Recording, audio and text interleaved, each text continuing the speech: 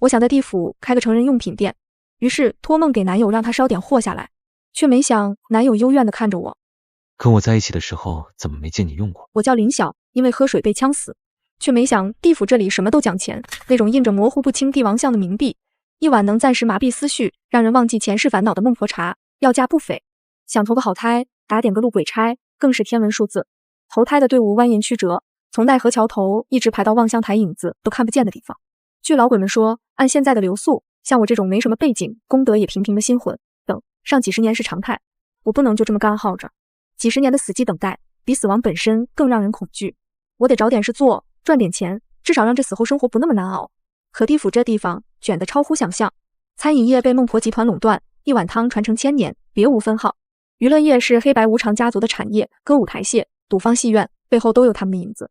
就连最不起眼的纸扎铺子，也都开了几百上千年，分店遍布丰都城的大街小巷，手艺精湛，品类齐全，新魂根本插不进去。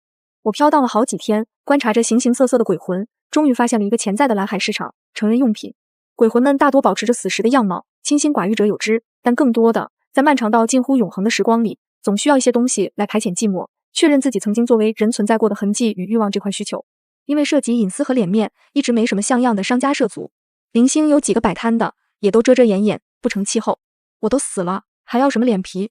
活着的时候为房贷车贷奔波，死了难道还要为这点冥币折腰？干了！入梦需要消耗魂力，但我顾不上了。我凝神静气，将所有的思念和诉求凝聚成一点，穿透了阴阳的隔阂。周宇的梦境是一片熟悉的场景，我们大学的图书馆。午后阳光透过巨大的玻璃窗，在布满刻痕的木地板上投下斑驳的光影，空气里仿佛还漂浮着书香和尘埃。他趴在靠窗的那张桌子上，像是睡着了，侧脸对着我，眉头却紧紧皱着，形成一川字。我的心像被针扎了一下，轻轻飘过去，虚虚地碰了碰他的手臂。他猛地惊醒，抬起头，眼底带着血丝和浓重的疲惫。当他的目光聚焦在我身上时，那双原本暗淡的眼睛瞬间亮了，像是投入星火的荒原，骤然燃烧起来。他的嘴唇哆嗦着，声音带着不敢置信的沙哑。婉婉真的是你，我又梦到你了。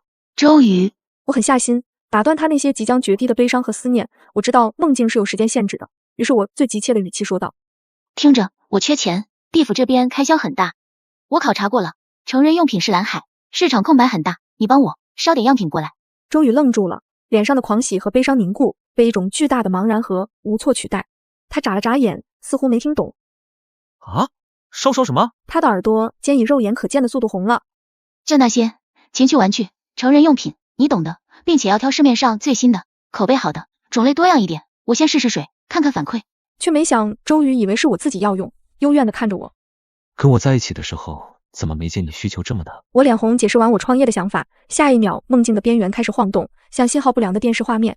我的时间不多了。周宇急切地伸出手，想要抓住我，手指却穿透了我的虚影。婉婉，你别走，你还好吗？你缺钱，我烧纸钱给你啊，烧很多很多纸钱。纸钱贬值太快，通货膨胀厉害，就按我说的做。我的身影越来越淡，声音也开始飘忽。记住了，成人用品要实用的。最后一眼是他呆立原地，脸上写满了震惊、困惑，还有一丝挥之不去的担忧。回到地府那间租来的家徒四壁的小魂居，我心里七上八下，不知道周宇会不会把我这荒诞的梦当真，也不知道他捎来的东西经过阴阳两界的转换，能不能顺利到我手上。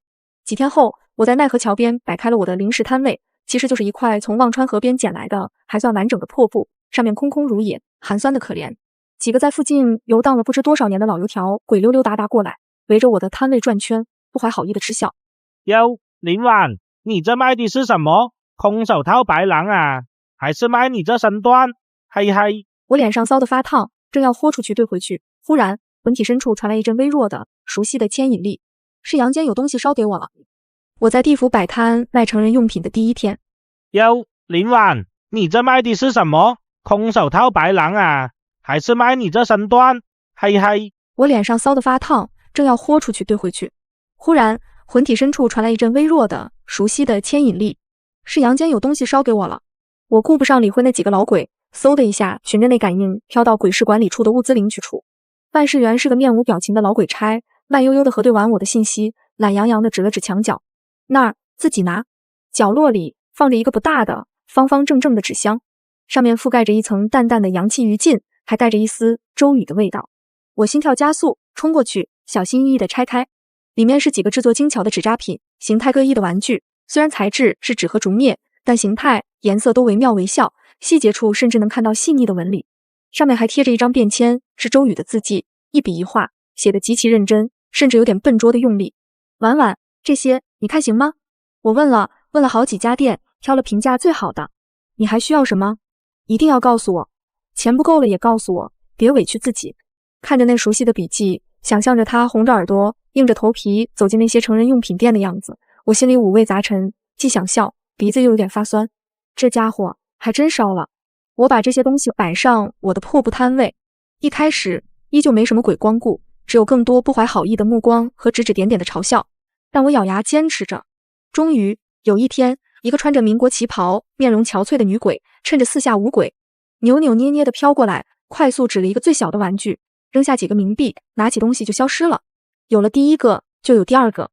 渐渐的，我的摊位前顾客多了起来，有面容古板却偷偷打量等身人偶的古代书生鬼，有穿着现代西装却对某些复古道具感兴趣的精英鬼，更多的是些面目模糊、眼神寂寞的普通鬼魂。地府的时光太长了，长到足以磨灭很多记忆，但有些本能的需求反而在死寂中被放大。我的小摊居然真的有了点稳定的生意，赚的钱不多，但足够我偶尔买一碗孟婆茶西式版的，或者一杯能稍微品出点甜味的礼泉水，不用再只靠吸收阴气维持魂体最基本的存在了。于是我给周宇托了第二次梦，这次场景是我们曾经租住的那个小小公寓，房间里还保持着我在时的样子，沙发上搭着我买的那条羊毛披肩，窗台上的绿萝有些蔫了。周宇坐在沙发上，低着头，手里抹撒着一个我们俩的合照相框。他比上次梦里见到的更瘦了些，眼下的乌青浓重的像墨团。看到我出现，他几乎是弹起来的，眼睛瞬间亮，像是抓住了救命稻草。婉婉，你来了，生意怎么样？东西好用吗？卖的好不好？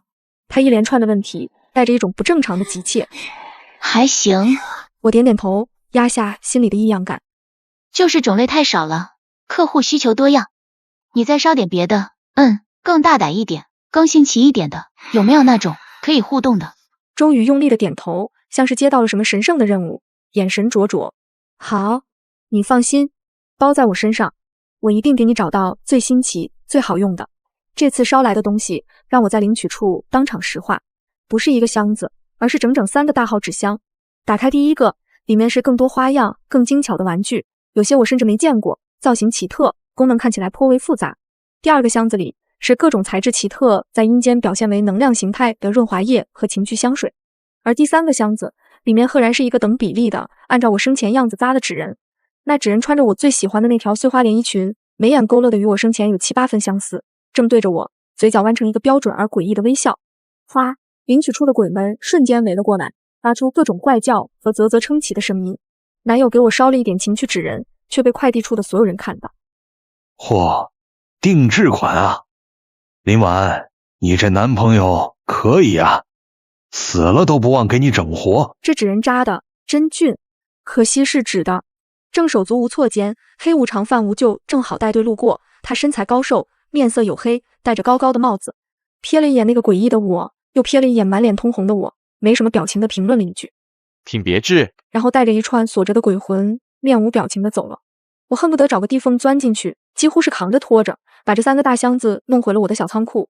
周宇的便签这次更长了些，字迹依旧认真，但笔锋间透着一股兴奋。婉婉，这个等身人偶可以帮你招揽生意吗？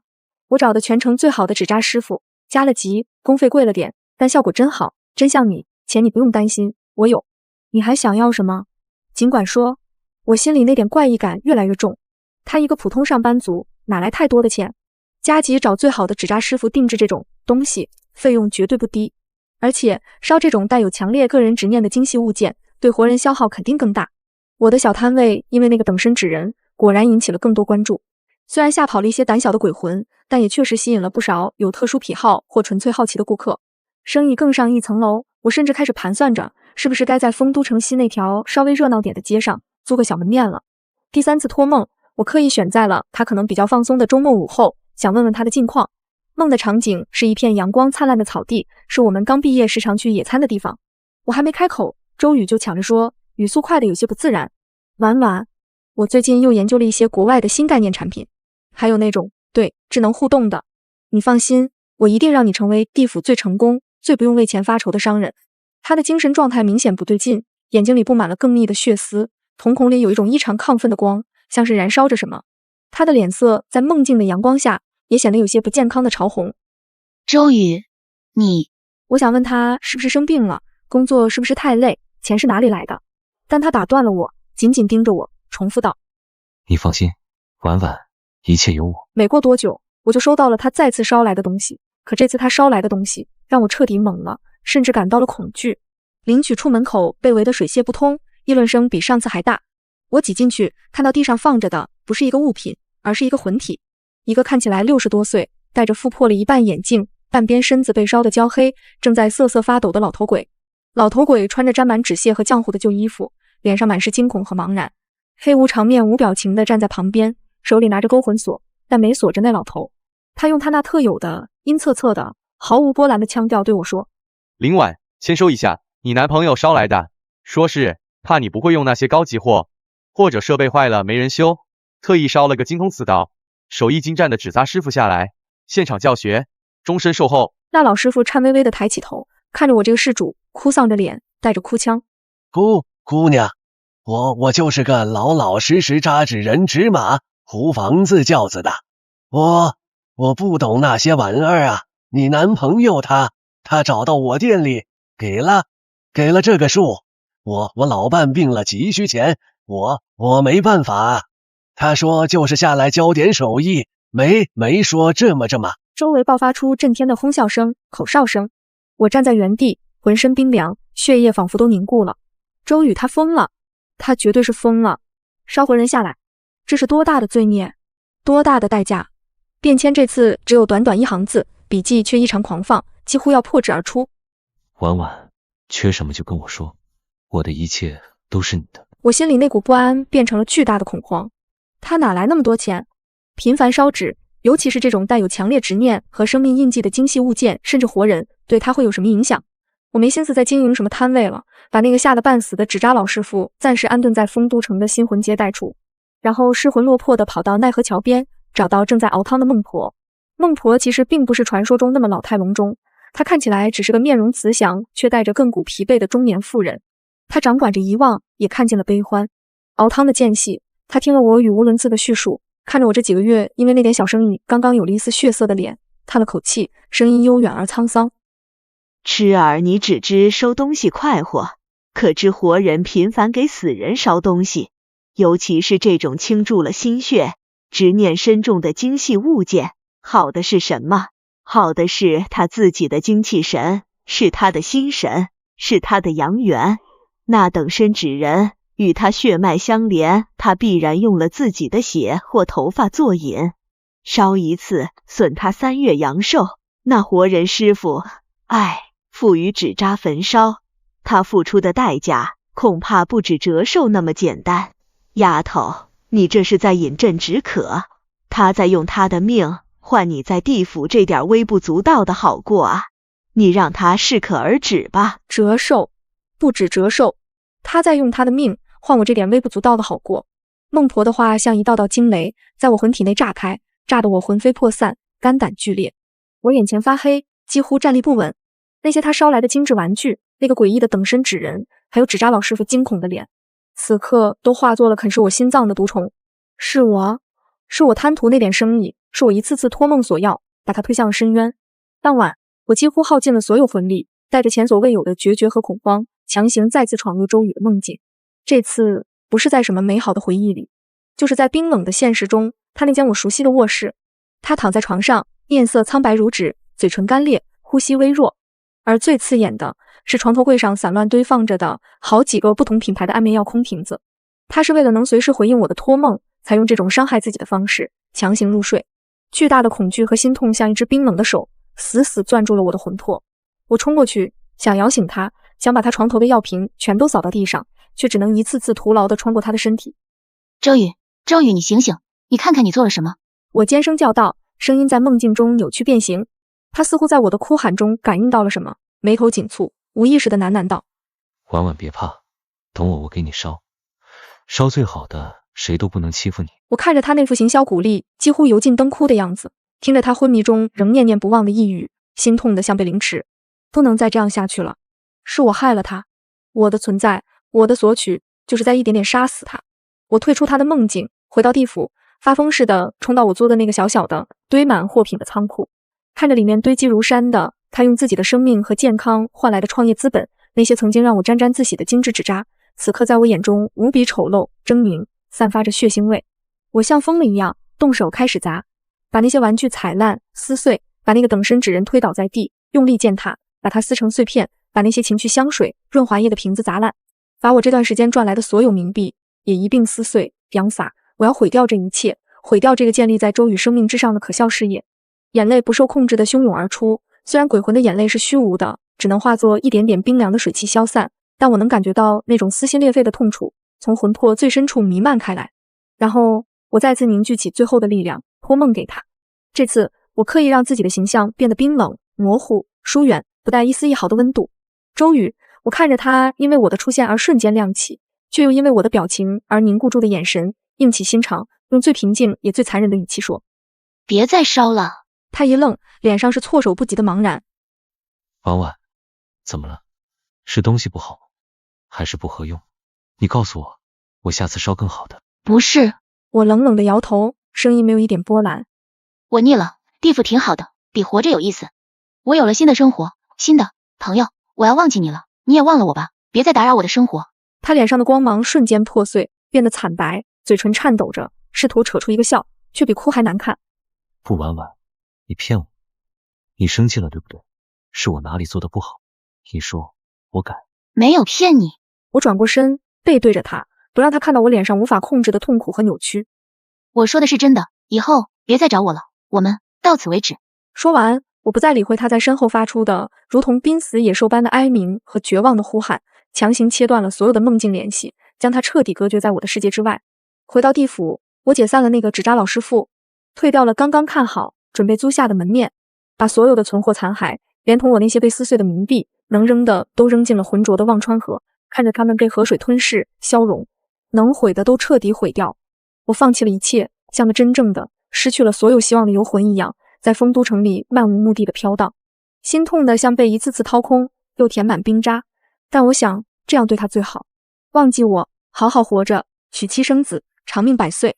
麻木机械，日复一日，领最基础的救济魂汤，维持着魂体不散，然后就在固定的区域飘荡，不看不听不想。我试图让自己也忘记一切，忘记那个名字，忘记那张脸，忘记那种刻骨的疼痛。直到那一天，我在排队领取那碗寡淡的救济汤时，听到前面两个刚死不久还带着阳间新鲜气息的新魂在聊天。哎，你听说了吗？阳间现在新闻可大了，说有个年轻男人叫什么周宇，对，周宇，好像是搞互联网的，之前就因为行为反常、乱花钱、精神恍惚，工作也出了大问题，被公司劝退了。结果前几天被人发现昏倒在自己公寓里，送医院抢救过来了，但成了植物人。医生说醒过来的几率很小，可惜喽，那么年轻，听说长得还挺帅。周瑜，植物人，我脑子嗡的一声，像被重锤击中，整个魂体都剧烈的晃动起来，几乎要当场溃散。是我的断联刺激了他。我本以为离开是对他好，却亲手把他推向了更深的深渊。我发疯似的冲过去，抓住那个说话的新鬼。你说谁？周宇？哪个周宇？他怎么了？你说清楚。那鬼被我狰狞的样子吓了一跳，结结巴巴地说：就新闻上说的呀，照片都登了，好像是因为之前行为就有点反常，乱花钱，精神恍惚，工作也出了问题。然后突然就昏迷不醒了，医生也查不出具体原因，就说可能是受了什么重大刺激，意识自我封闭了。是我，果然是我。我发疯似的试图再次进入他的梦境，一次、2次、10次，无数次。我耗尽了魂力，甚至不惜燃烧魂元，一次次冲击着阴阳梦境的壁垒，但每次都被一股无形而坚固的力量狠狠弹开。他的梦境一片死寂、黑暗、冰冷，我进不去，无论如何都进不去。为什么进不去？为什么？我找到管理梦境通道的一个总是睡眼惺忪的老鬼差，抓住他的衣袖，魂体因为激动和虚弱而不断闪烁。老鬼差慢悠悠地翻着厚厚的、散发着陈旧气息的梦境名册，打个哈欠。进不去。魂力波动如此微弱，意识沉沦。哦，那说明他不是睡着了，是昏迷了。意识沉沦于识海最深处，梦境彻底封闭，自我隔绝，你进不去很正常。那怎么办？怎么才能救他？我像是抓住了最后一根稻草，声音带着绝望的哭腔。老鬼拆抬了抬眼皮，浑浊的眼睛看了我一眼，带着一丝见惯生死的麻木。阳寿未尽而昏迷不醒，魂魄未离体，却意识沉寂，多半是心神耗尽，亦是自我封存。想唤醒他，除非用忘川对岸的彼岸花，那花凝聚生死法则之力，能连接生死，唤醒沉睡的灵石，滋养溃散的心神。忘川对岸，彼岸花，我像是被一道光劈中，瞬间有了方向。我冲到忘川河边，望着那条浑浊不堪、波涛汹涌、散发着无尽怨气和悲伤的河流。对岸那片血红色的花海，在灰暗的天幕下，红得那样刺眼，那样妖异，那样诱人。他们就在那里，仿佛触手可及，但中间隔着这汹涌的、能侵蚀魂体、消融记忆的忘川水。而且据说要去到对岸，必须穿过环绕在忘川之下的那令人闻风丧胆的18层地狱。那是惩戒生前大奸大恶之魂的地方，汇聚了天地间最深的怨毒和痛苦。寻常鬼魂哪怕只是靠近入口，都会被那滔天的煞气撕碎。没有别的办法了吗？我望着那片血红，喃喃自语，身体因为恐惧而微微颤抖。旁边一个不知道飘荡了多少年，魂体都快要淡化的资深老鬼嗤笑一声，声音沙哑的像破风箱。有啊，等你哪天修成鬼仙，有了通天法力，或者阎王爷特批，给你开个后门，不然就得凭魂体硬抗，一层层爬过那18层地狱，被里面的业火灼烧，被恶鬼啃噬，被各种酷刑折磨掉9成9的命，才有可能爬到对岸，摘到那花。他斜睨着我，眼神浑浊。为了个阳间的人，值得吗？说不定你还没爬到一半，就魂飞魄散，连做鬼的机会都没了。值得吗？我想起周宇第一次牵我的手时，手心滚烫的汗湿，想起他省吃俭用3个月给我买下那条我看了好几次的裙子时，眼里亮晶晶的得意。想起我生病时，他笨拙地守在厨房，给我煮那碗总是糊掉的红糖水。想起他一次次消耗自己的生命，只为烧给我那些可笑又可怜的东西，只为了让我在另一个世界过得好一点。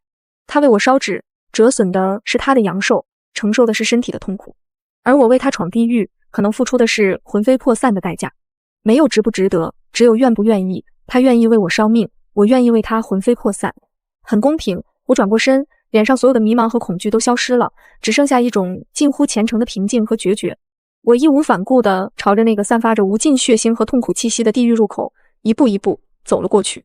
地狱的入口是一个巨大的如同巨兽口腔的漆黑漩涡，里面传出无数凄厉到无法形容的惨叫、哀嚎和诅咒声。浓烈的煞气几乎凝成实质，像刀片一样刮着我的魂体。没有任何犹豫，我踏了进去。第1层，拔舌地狱。无数生前喜好搬弄是非、诽谤害人的鬼魂，被小鬼用烧红的铁钳夹住舌头，一点点拉长、拽断。我刚一进入，就被那无边无际的痛苦怨念淹没。几个正在受刑的恶鬼看到我这个生面孔，感受到我魂体上不属于这里的相对纯净的气息，猩红的眼睛里冒出贪婪的光，挣脱开小鬼的束缚，扑了上来，用残缺的牙齿啃咬我的手臂、腿脚。灵魂被撕裂的痛楚远超肉体，我几乎瞬间就要晕厥过去，但脑海里闪过周宇苍白的脸，我咬牙忍住，拼命向前爬。第2层，剪刀地狱。专罚教唆妇人手法不真或牵线搭桥者。无数鬼魂的手指被巨大的剪刀一根根剪断。我刚脱离拔舌地狱的啃噬，又被这里的锋锐之气切割。有恶鬼用断指的手抓向我，那冰冷的剪刀虚影划过我的魂体，带来撕裂般的痛。第3层，铁树地狱。挑拨离间、疏人骨肉者，吊于布满利刃的铁树之上，我被倒吊着拖过锋利的刀刃，魂体被割开一道道口子，阴气不断外泄。第4层，孽镜地狱。犯罪不招者，照此镜显其罪，打入相应地狱。我在镜中看到自己的罪，是我间接害了周宇，那愧疚化作了真实的火焰，灼烧着我的魂魄。第5层，蒸笼地狱。说长道短，陷害诽谤者，投入蒸笼蒸烤，窒息般的灼热，魂体像要被蒸熟。第6层，铜柱地狱。杀人放火者，爆烧红铜柱，炽热的痛苦让我几乎想要尖叫，却发不出声音。第7层，刀山地狱。谢神杀生者，赤足攀刀山，锋利的刀锋割裂我的脚底，每一步都像是在刀尖上跳舞。第8层，冰山地狱。谋害亲夫、堕胎恶毒者，裸身爬冰山，极致的寒冷几乎将我的魂体和意识一起冻结。第9层，油锅地狱。抢劫拐卖、欺善凌弱者，投入滚油，那滚烫的触感让我觉得自己的魂魄在瞬间被炸熟。一层又一层，我不知道爬了多久，时间在这里失去了意义。我的魂体早已残破不堪，被撕咬得满是缺口，被灼烧的焦黑，被冻结得布满裂痕，被切割得支离破碎。疼痛已经变成了唯一的感知，意识一次次在崩溃的边缘徘徊，又一次次因为那个刻在灵魂深处的名字而重新凝聚起一丝微光。周瑜还在等我，我要拿到花，救他。恶鬼的啃噬，地狱的酷刑，每一次都让我痛不欲生。在油锅地狱被炸的魂体蜷缩时，我在想，他被业火反噬，烧那些纸扎时，是不是也这么疼？在冰山地狱被冻得魂魄僵硬时，我在想，他听到我那些绝情话时，心是不是也这么冷？这痛苦的共鸣，反而成了支撑我走下去的力量。我在替他疼，我在赎我的罪。不知经历了多少酷刑，仿佛过去了千万年，又仿佛只是一瞬。我拖着几乎完全透明、布满了各种伤痕和齿印，仿佛下一刻就要随风消散的魂体，用最后一点本能，爬过了最后一道布满了锋利尖刀的刀山。眼前豁然开朗，那是一片无边无际的血红色的花海。彼岸花，花开不见叶，叶生不见花，花叶永不相见，如同生死之隔。它们红得那么凄艳，那么绝望，又那么美丽。空气中弥漫着一种奇异的花香，带着忘却前尘的诱惑，也带着连接生死的磅礴生机。我用尽最后一丝力气，像一只濒死的虫子，艰难地挪动到最近的一株彼岸花旁。那花朵妖娆地绽放着，花瓣纤细卷曲，红得像要滴出血来。花茎冰冷刺骨，仿佛能冻结灵魂。我伸出手，那残破不堪、几乎透明的手指轻轻触碰花茎，然后用尽所有的意念折下了它。在花茎断裂的刹那，一股庞大而温和的力量瞬间包裹住我残破的魂体，温暖着那些被啃噬、被灼烧的伤口。然后眼前景象飞速旋转，模糊。